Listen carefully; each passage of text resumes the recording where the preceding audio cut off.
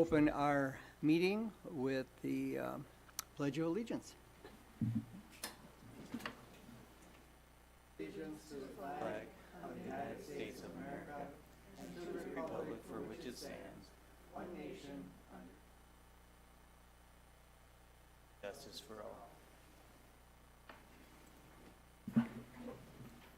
This evening, we will begin with the Spotlight on Success. And Brad, you've got some students to talk with you.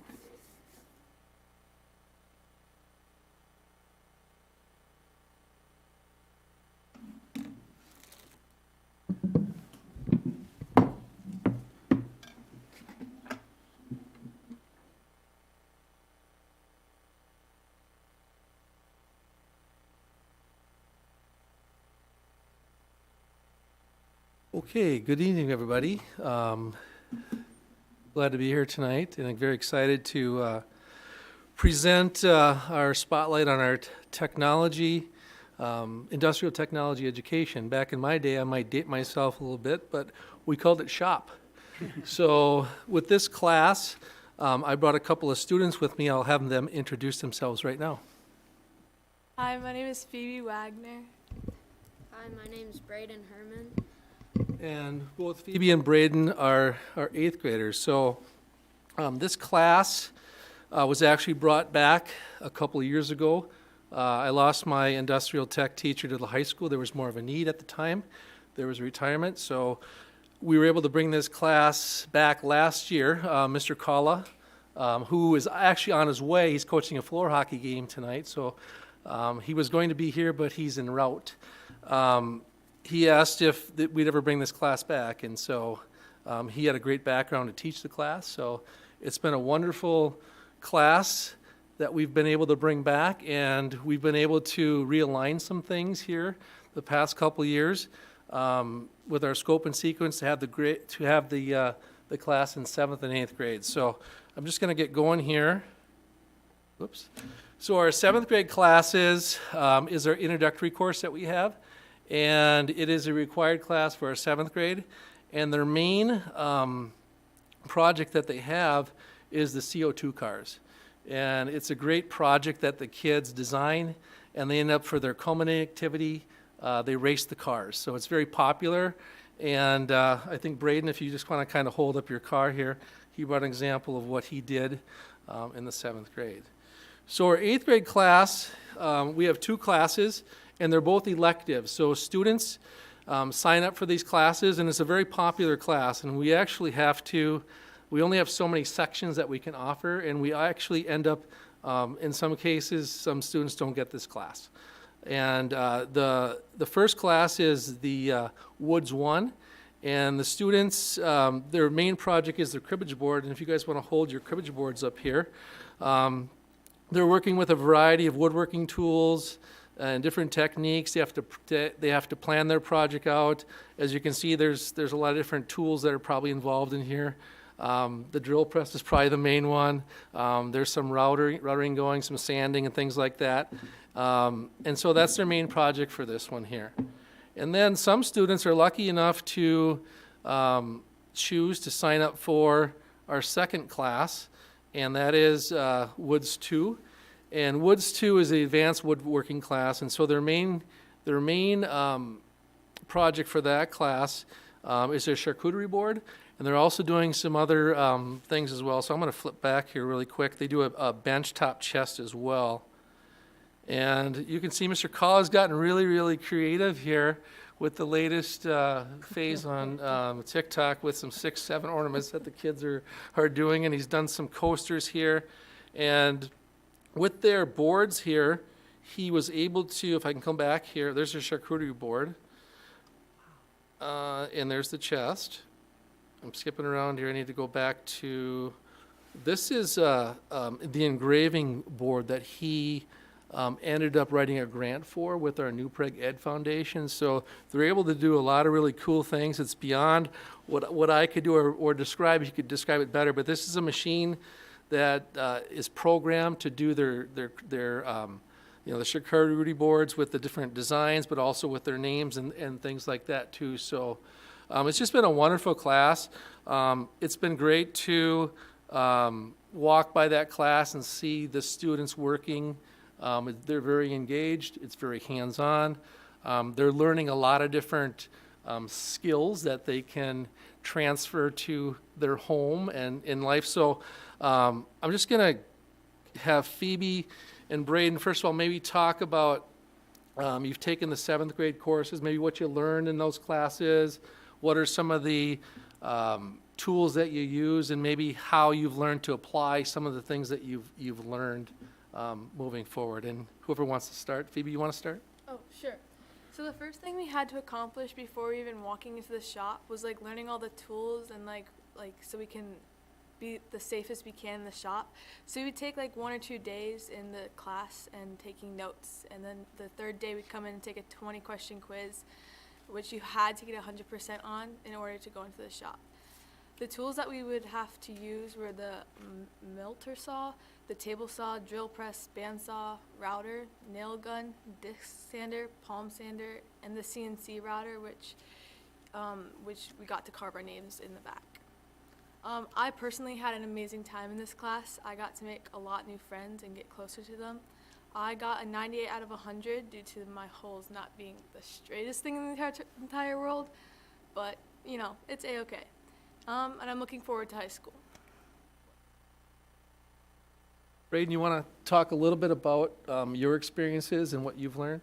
Yeah, so in 7th grade woods class, we had to use a computer program to design our cars and then make changes to it based on drag and aerodynamics. As designed, we went in the shop and used the drill press, bandsaw, cars, and then in class we got to race our cars, and the fastest car was 46 miles. My car didn't do that well, but I learned from my mistakes and would enjoyed working with the tools the most because it helped me learn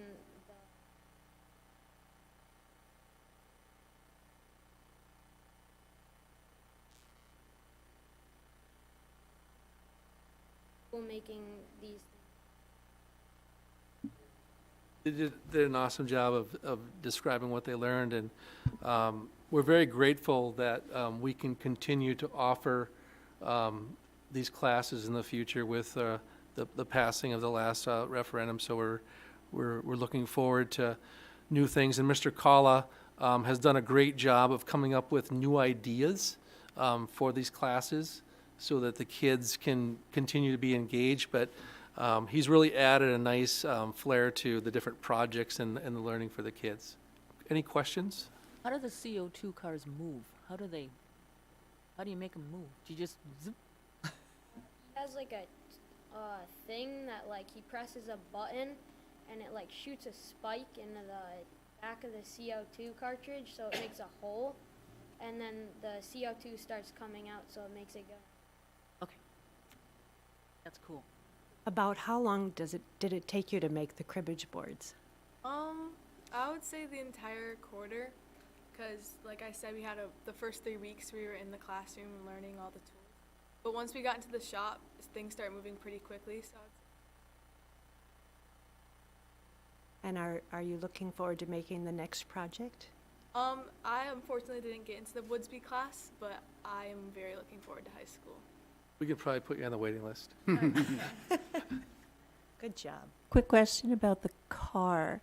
So did you have to have everything done using your software before you could tackle the car? And then did you get one shot at making the car, or were there iterations to the car? Oh, well, if you messed up, you'd get like one other blank, but you'd have to pay for it. Okay. I understand. Incentive to get your plans right the first time, yeah. Thank you. Thank you guys for Yeah, coming. thank you. Perfect. Thanks for having us. Thank you so much, Mr. Reddick. As is tradition, we have some sunglasses and a Yay. picture for you if you would like. Perfect weather. Sunglasses. You should have snow goggles or something now, shouldn't you? During the winter?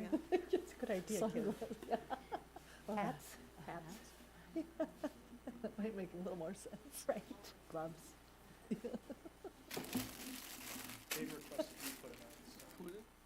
Moms, are these your kids? Moms, are these your kids? They're wonderful. They're fabulous.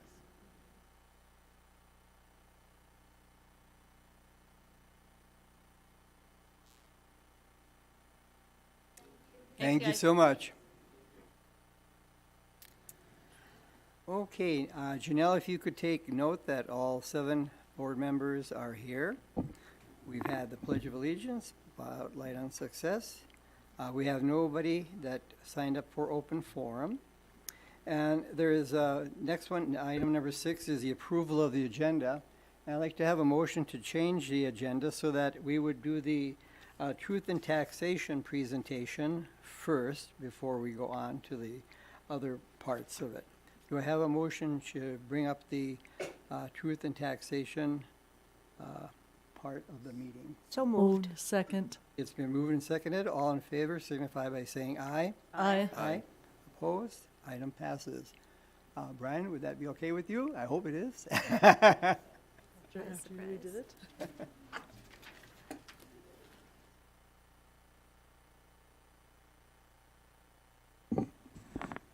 Mr. Chair, as Mr. Fell is coming up, I think that was a move to alter the agenda. I think we should probably approve the agenda as it stands now. Okay. One more vote, if that's okay? Sure. I move we approve the agenda. Is there a Updated second? agenda? Second. Moved and seconded. All in favor signify by saying aye. Aye. Thank you. Hi, Brian.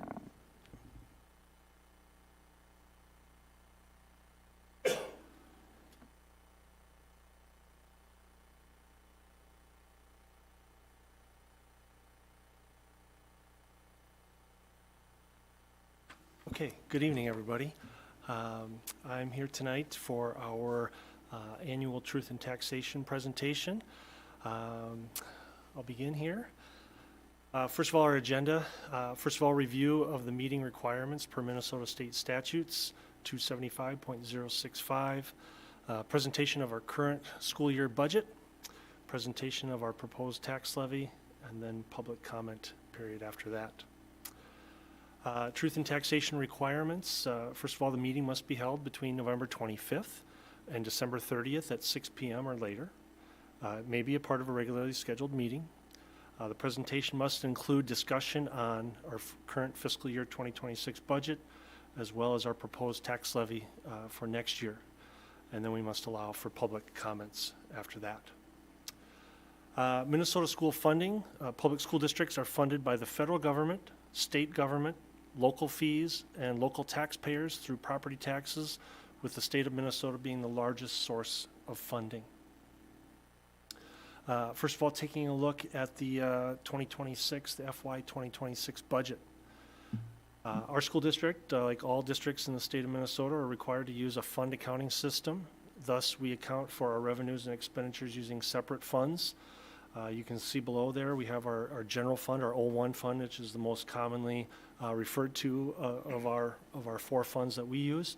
The common purposes there would be general operating costs, such as teacher salaries, administrative costs, and textbooks and equipment. The 02 fund would be our food service fund. That's funds for nutrition programs, primarily school breakfast and lunch. Our Fund 4 would be our community service fund. Those are funds for community education programs such as school readiness and adult basic education. And then our Fund 7 is our debt service fund, and those are funds to pay principal and interest on outstanding bonds. And you can see that the Fund 1, 4, and 7 have a tax levy component to them.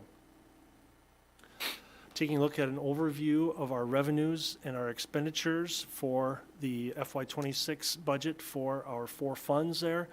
You can see our general fund, our revenue is $51,953,702. Our expenses are $51,330,613 for a surplus of $623,089.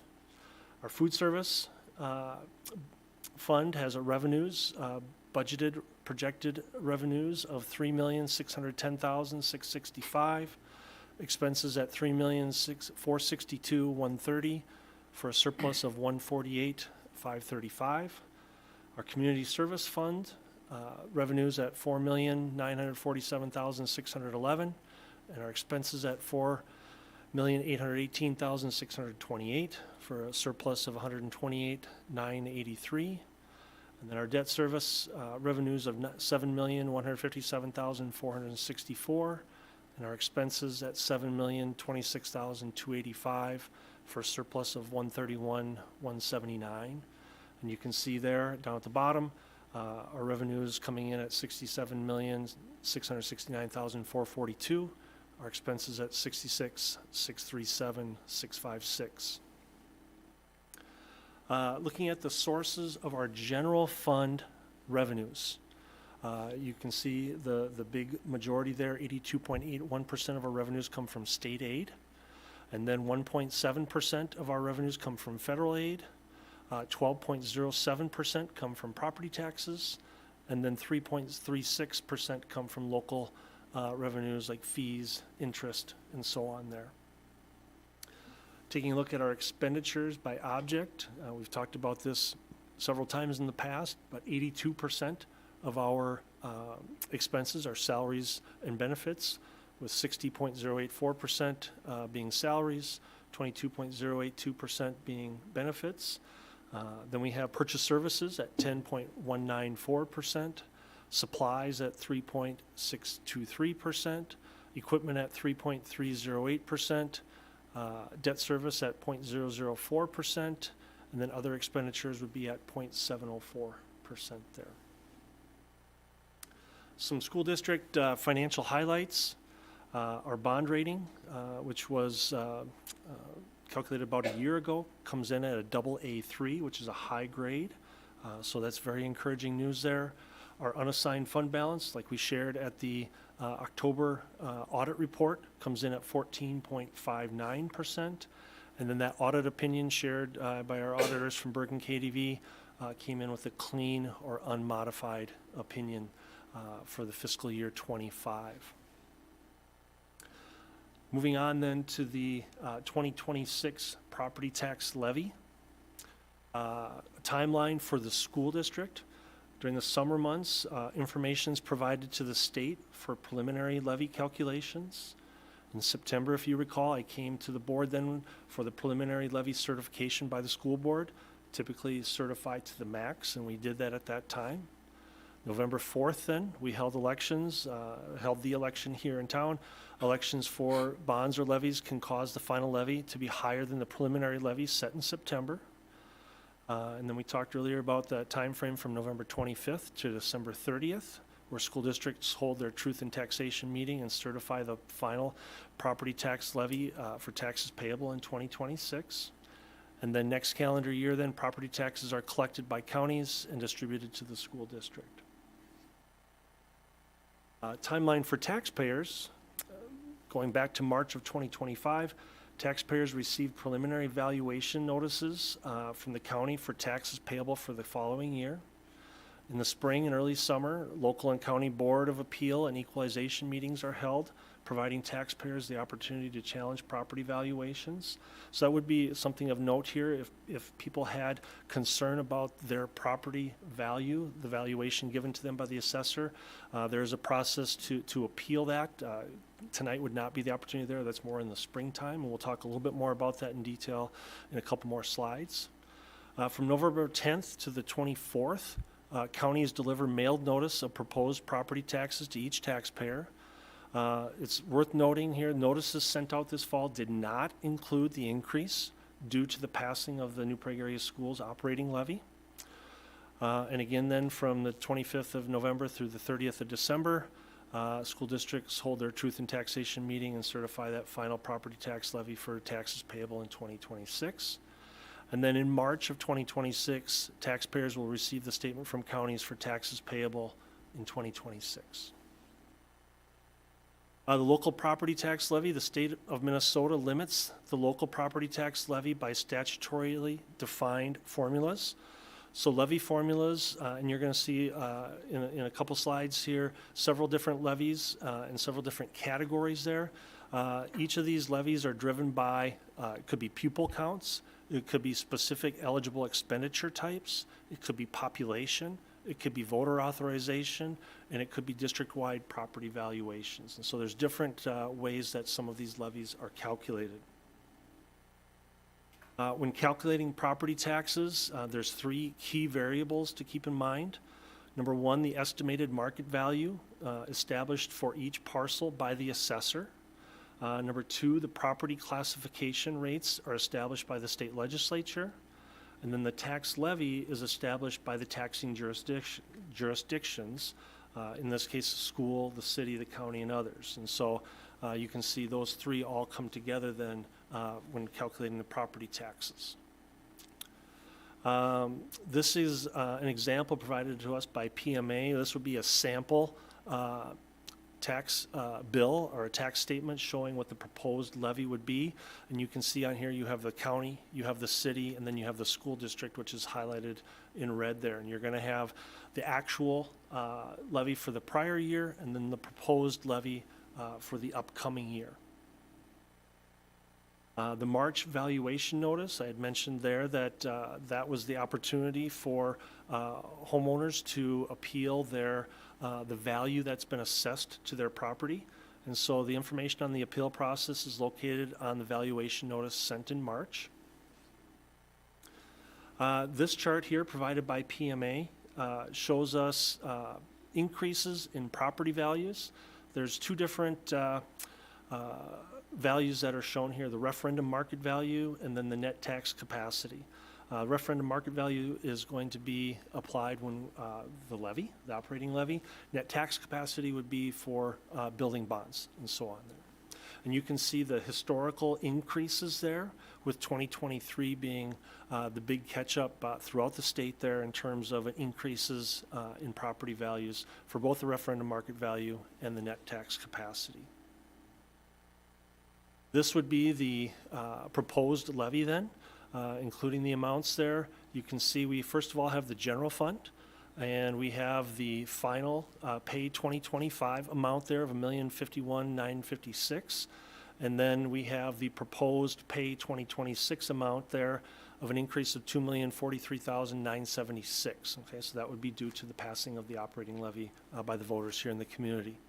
So I won't go through these line by line and column by column, but you can see the general fund levy there increases by $1,970,317.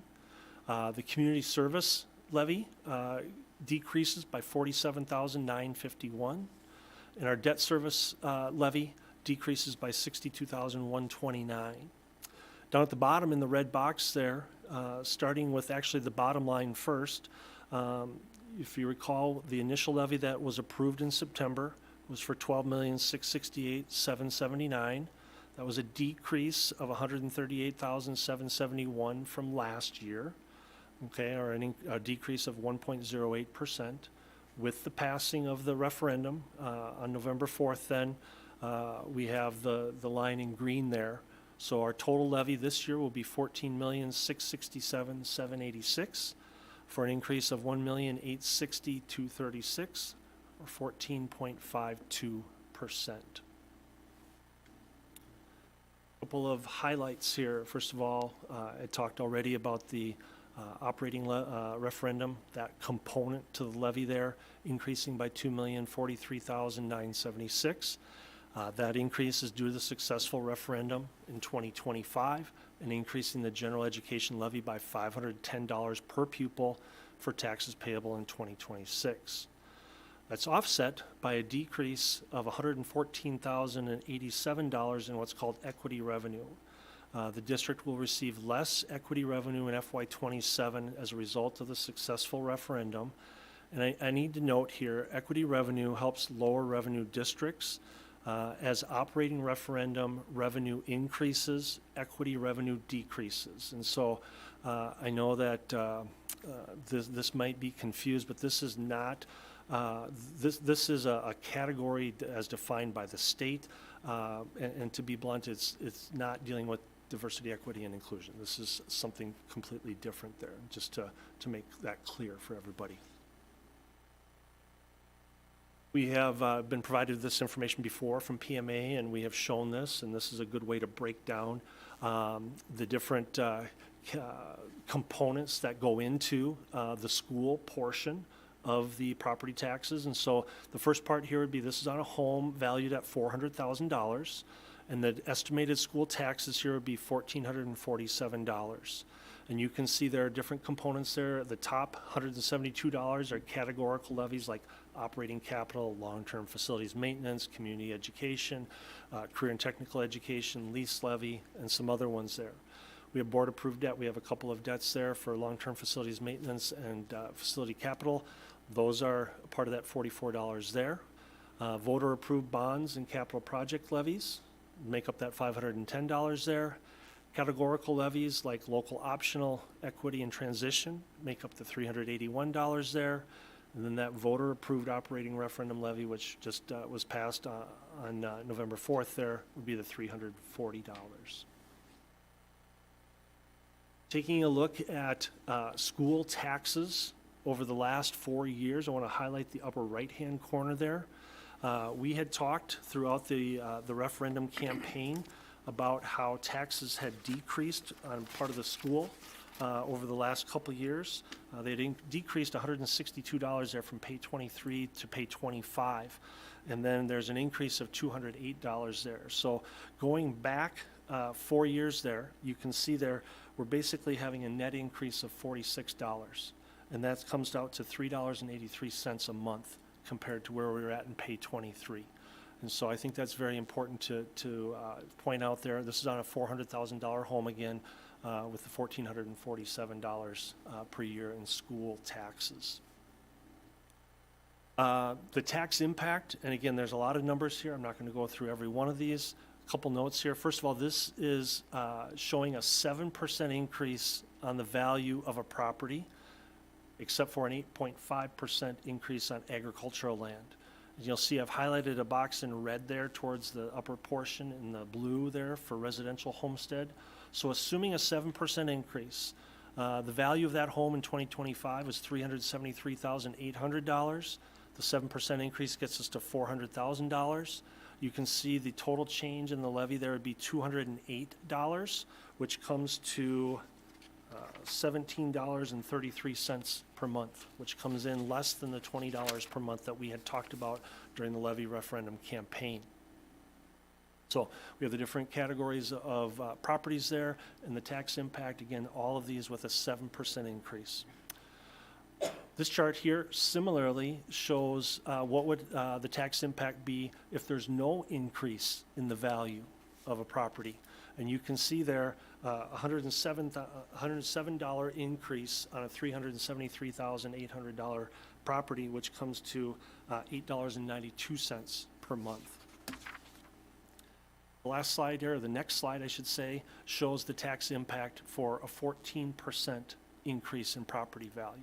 Okay, and so the bigger the increase in the property value, then typically then you're going to see the bigger the increase in the property taxes.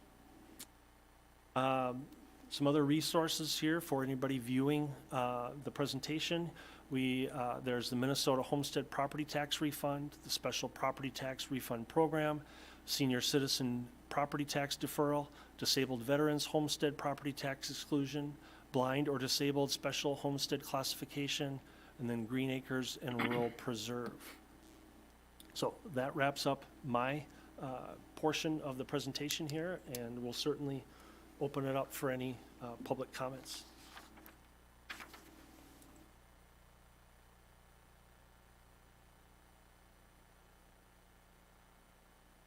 Thank you, Brian. Thank you, Brian. Thank you so much. Did anybody have any questions for Brian? Any comments? Okay. You're a good teacher. So then what we'll do is I'll ask for a motion to approve the final calendar year 2026 levy certification. All moved. Second. Second. It's been moved and seconded. Any comments or questions on that? All in favor, signify by saying aye. Aye. Opposed? Item passes 7-0. Okay, next I'll have a motion to approve the consent agenda, item number 7. So moved. Is there a second? Second. It's been moved and seconded. Any comments or questions on the consent agenda? Not all in favor, signify by saying aye. Aye. Opposed? Item passes 7-0. Next, we have board committee reports. And my report for the Advisory Council for Special Ed and also for the Southwest Metro do not take place tonight because neither have met since our last meeting. We will have our last meeting for the calendar year for Southwest Metro next Tuesday. So we'll have one more meeting before the end of the calendar year. Next, 8.2 Legislative Committee. Committee. The Legislative Committee did meet last Tuesday. This was our 4th meeting. We are close to finalizing a proposed platform. At this time, our focus is strictly budgetary and a bit broad. We're looking at no new mandates and any new money going to the general fund. At our meeting on Tuesday, Brian Fell was able to join us and explained his thinking with regard to our narrowing our platform and adding that he would likely have some more definitive information for us at our next legislative committee meeting, and that would be after meeting with an organization of his own colleagues. We're also looking at where our platform might best align with the platforms of other related organizations, including SAFE, which is Schools Advocating for Fair Funding. Their number one platform item is making education-related levies fairer by converting equalization formulas to fixed percents rather than a fixed dollar amount. And then there's also MASA, which is the Minnesota Association of School Administrators. And they are looking at just maintaining inflationary increases in upcoming years, with an eye on both the general ed formula and special ed cross-subsidy. We're also looking at both metro and rural school board organizations platforms as well. We'll be meeting again on January 7th, so I'll have a bit more for you at our January business meeting. Questions for me? If not, thank you so much. You're Ann. welcome. Next, we have community education. Community Ed met last week also. Not a lot to update on, but they do have a new registration system in place that launched basically today. Worked on it over the weekend, and that is the current customer login will stay the same. There'll be some new added features to it. They're encouraged to update their payment information and to utilize their bank account or ACH versus credit card because of the processing fees. So that is a thing that will be transferred to customers versus the community ed paying for it in the past. So that, and then they also had a grant from Mayo Health Systems Hometown Grant Program for Tuesdays around town. And that's really about it right now. Okay, thank you, Kim. Next, we have Early Childhood Community Education Coalition. We have not met since our last meeting, and we are meeting this Thursday. Coming Thursday. Correct. Next, Finance Facilities and Joint Powers Committee.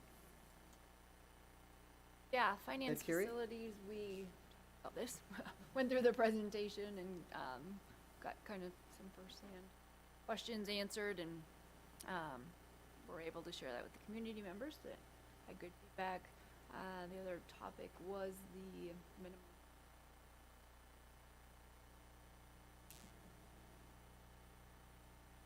For the fund balance. Fund balance, okay. Was the other main topic we talked about, and also got some good feedback from the community members, and I think Brian's taking that.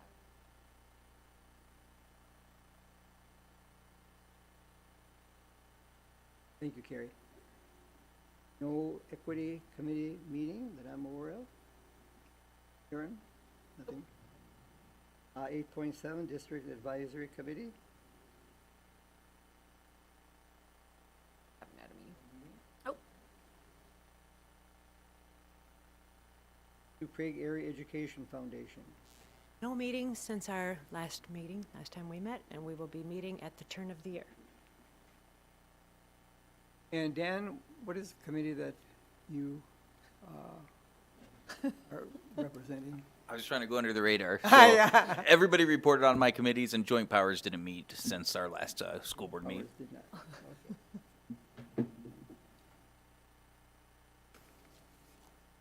Okay, next we go on to item 9.1, and that is superintendent report, good news, and gratitude update. Yeah, I just have a few things since we've had a quick turnaround between this meeting and our last meeting. For those who are interested, we have wonderful winter sports going on, but we have lots of arts and activities going on as well. Tonight is the winter concert. Looks like winter outside, and there's a winter band concert starting at 7 o'clock at New Prague High School. And then next Monday, there are 2 concerts starting at 6:30 and 8 for our choir concert. So if people are interested, I'd encourage them to get out and either take a look at the band concert tonight or the choir concerts next Monday. And in terms of just gratitude, I want to thank our buildings and grounds staff. Though it's beautiful outside, this kind of weather makes some challenges. And our teams have done a great job of getting out to all of our buildings and doing their best to keep our sidewalks clean and our parking lots clean. It's no easy task when it seems to snow every day, like it has lately. But thank you to our buildings and ground staff, as well as the custodial staff in our buildings, for the work that they do to keep our schools safe and welcoming. And then on just behalf of everyone, because this is our last meeting of the year, I'd like to wish everyone happy holidays, and hope that the weeks to come are filled with lots of time to connect with friends and family and those that they love. So, thank you. Thank you so much, Andy. Okay, next we go on to item 11.2, approval of the New Prague Area Education Foundation grant. And the grant is for $434. It is a Lego wall for the center-based special education classroom. It has integrated tactile and visual and kinesthetic learning opportunities, and the outcomes of a Lego wall align with students' individual educational plans. Sounds like a good way of funding something from the Education Foundation. Motion to approve that grant? So moved. Second? Second. It's been moved and seconded. All in favor signify by saying aye. Aye. Opposed? Item passes 7. Okay, before adjournment, I too would like to thank all of our employees that we have in our school district. Employees are what make the school district special. And we have a wonderful set of employees that work in our schools at all levels, starting with our superintendent and going through every other category of employees that we have. We're very, very fortunate to have the outstanding set of employees that we have in our district. It's wonderful to be able to have a school district that is so well run and so well organized like we have in here in New Prague. So thank you to all the employees.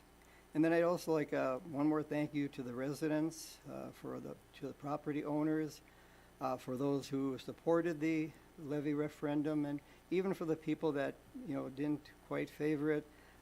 You still are important because it has passed, and we will promise to make sure that we spend our funds wisely in the upcoming year and years to come.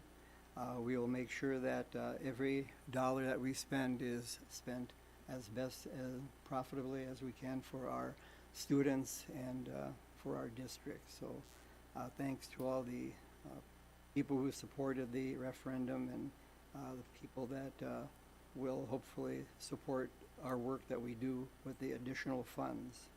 And then finally, we have our organizational meeting coming up in January, the first meeting in January. And usually school boards tend to do status quo. In other words, if people are in a certain position, certain board office, we usually tend to keep it the same. But if there's anybody that would like to change and offer to not do an office, please let me know so that we can get the right things worked out for our offices. I personally would like to do the position of school board chair again. Happy with the way things have gone this year. I'm pleased with the support that I've gotten from my board members. Thank you so much for the work that we were able to do. And also the final one is committee positions as well. This is when we will assign committee positions. If you're happy with the committees that you're on right now, that's fine. If not, if you'd like to have a change or, drop out of one of the committees or whatever, please let me know. Coming time between when we have our organizational meeting in January. Any other additional comments or questions? If not, then I'll approve, or I'll call for a motion to approve the adjournment. So moved. Is there a second? Second? Seconded, all in favor, signify by saying aye. Aye. Everybody happy holidays from us as well. Thanks, Denny. Anything to sign? Nothing. I assumed as much. Thank you so very much. You are so welcome. I was gonna try to read the card, but you got it all sealed. So I couldn't slip it open in